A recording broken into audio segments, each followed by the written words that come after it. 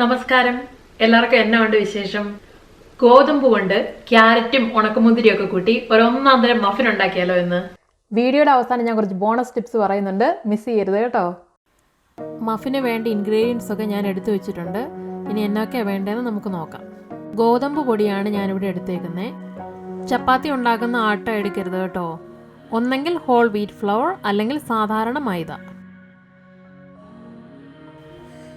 2 മുട്ട, 1 കപ്പ് നല്ല കട്ട തൈര്,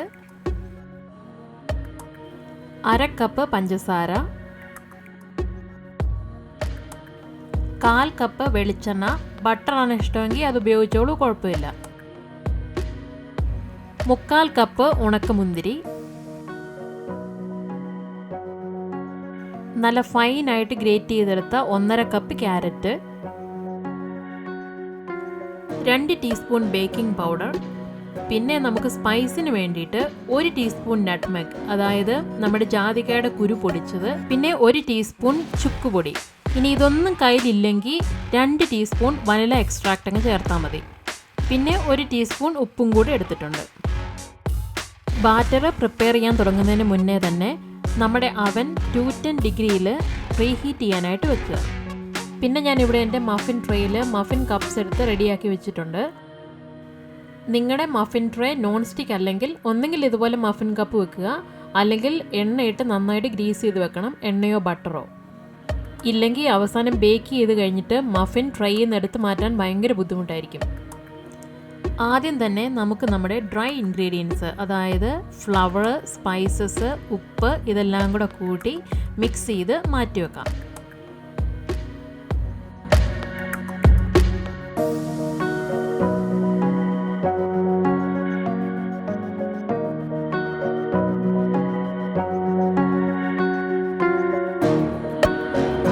ഇനി വേറൊരു ബൗളിലോട്ട് നമ്മുടെ ഉണക്ക മുന്തിരി എടുത്ത് 1 ടീസ്പൂണോളം പൊടി അതിൻ്റെ മേലെ വിതറി അതെല്ലാം കൂടി ഒന്ന് മിക്സ് ചെയ്തെടുക്കുക.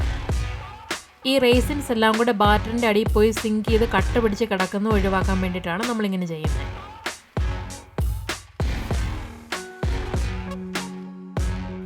ഇനി നമ്മുടെ ഗ്രേറ്റഡ് ക്യാരറ്റും കൂടി ഇതിനകത്തോട്ട് ചേർത്ത് രണ്ടും കൂടെ ഒന്ന് നന്നായിട്ട് മിക്സ് ചെയ്ത് മാറ്റി വെച്ചേക്കുക.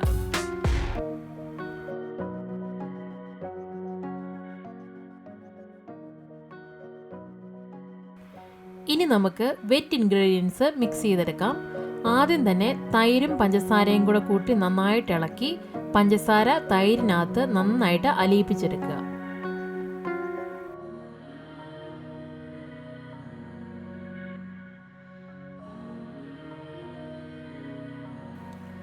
ഇപ്പം പഞ്ചസാര തരികളൊന്നും കാണാനില്ല, നന്നായിട്ട് അലിഞ്ഞിട്ടുണ്ട്. ഇനി മുട്ടയും വെളിച്ചെണ്ണയും കൂടെ ചേർത്ത് മുട്ടയൊക്കെ നന്നായിട്ട് ഉടച്ച് യോജിപ്പിച്ചെടുക്കുക.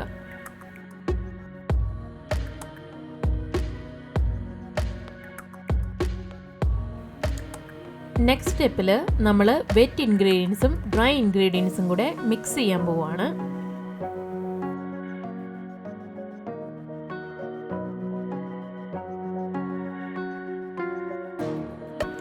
ഒരു സ്പാച്ചുല വെച്ച് നന്നായിട്ട് എല്ലാം കൂടി യോജിപ്പിച്ചെടുക്കുക. അരിയിൽ നിന്നൊക്കെ സ്ക്രേപ്പ് ചെയ്തെടുത്ത് നന്നായിട്ട് യോജിപ്പിക്കണം.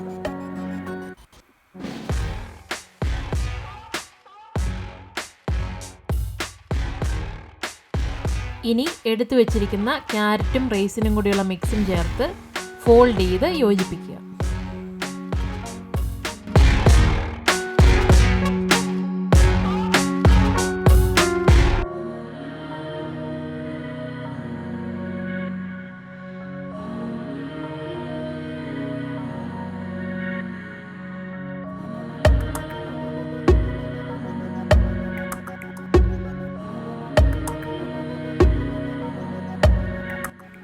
ഇപ്പോൾ നമ്മുടെ ബാറ്റർ തയ്യാറായിട്ടുണ്ട്.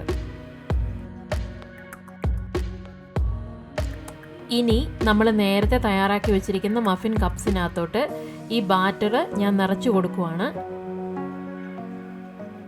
ഏകദേശം 3 ടേബിൾ സ്പൂണോളം ബാറ്റർ ഞാൻ ഒരു കപ്പിനകത്ത് നിറയ്ക്കുന്നുണ്ട്. മുകൾ ഭാഗം ഇതുപോലെ ഒന്ന് പതുക്കെ നിരത്തി കൊടുക്കുക.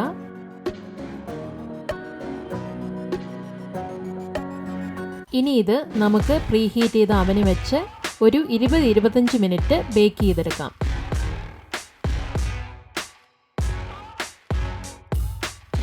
പാകമായി കഴിഞ്ഞ ശേഷം നമ്മൾ ഇതുപോലെ ഇതൊരു വയർ റാക്കിലേക്ക് മാറ്റി തണുത്തതിന് ശേഷമാണ് സെർവ് ചെയ്യുന്നത്.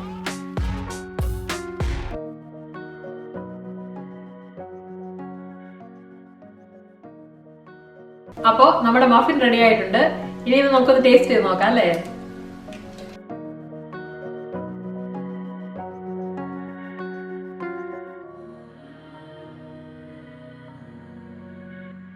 എനിക്ക് പാകത്തിന് മധുരമായത്, ആ റൈസിനും കൂടെ ഇടയ്ക്ക് കഴിക്കാൻ കിട്ടുമ്പോൾ നല്ല സ്വാദായിട്ടുണ്ട്.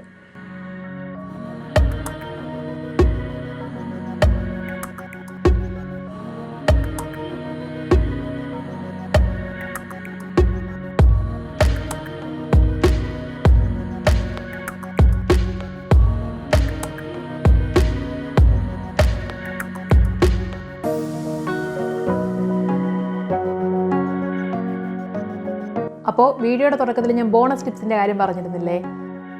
മഫിൻ ഉണ്ടാക്കിയപ്പോൾ എൻ്റെ മഫിൻ കപ്പ് നിങ്ങൾ ശ്രദ്ധിച്ച് കാണും. വളരെ ഈസി ആയിട്ട് ബേക്കിംഗ് പേപ്പർ കൊണ്ട് ഉണ്ടാക്കിയെടുത്തതാണ്. ആദ്യം തന്നെ ഞാൻ ഈ ബേക്കിംഗ് പേപ്പർ ബേക്കിംഗ് ട്രേയുടെ അതേ നീളത്തിൽ ഇങ്ങോട്ട് മുറിച്ചെടുത്തു.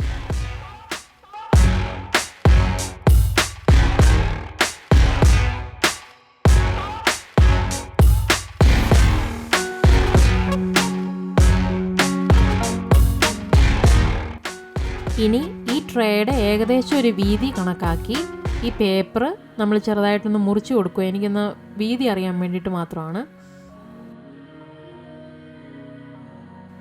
എന്നിട്ട് ഇതാ ഇതുപോലെ നെടുകെ ആ വീതിക്ക് അങ്ങോട്ട് മടക്കിയെടുക്കുക.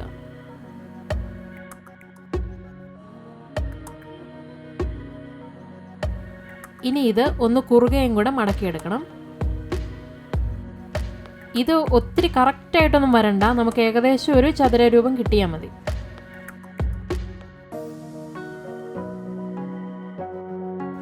ഇപ്പം നമുക്ക് കിട്ടിയിരിക്കുന്ന ഈ ചതുരങ്ങളെയൊക്കെ നമുക്കിനി കട്ട് ചെയ്തെടുക്കണം.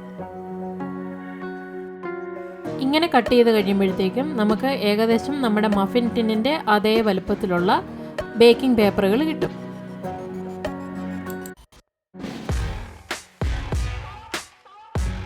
ഇനി എൻ്റെ ബേക്കിംഗ് ടിന്നിൻ്റെ അതേ ഡയമീറ്ററുള്ള ഒരു ഗ്ലാസ് ഞാനിവിടെ എടുത്തിട്ടുണ്ട്.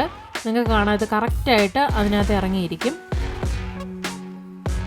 ഇനി ഒരു ചതുര പേപ്പർ എടുത്ത് ഈ ഗ്ലാസിൻ്റെ വട്ടം അതിൻ്റെ കൃത്യം നടുക്ക് വരത്തക്ക വിധം പിടിച്ച് ഈ കാണുന്ന പോലെ നന്നായിട്ട് ഗ്ലാസിൻ്റെ വട്ടത്തിലോട്ട് അമർത്തി അങ്ങ് കൊടുക്കുക.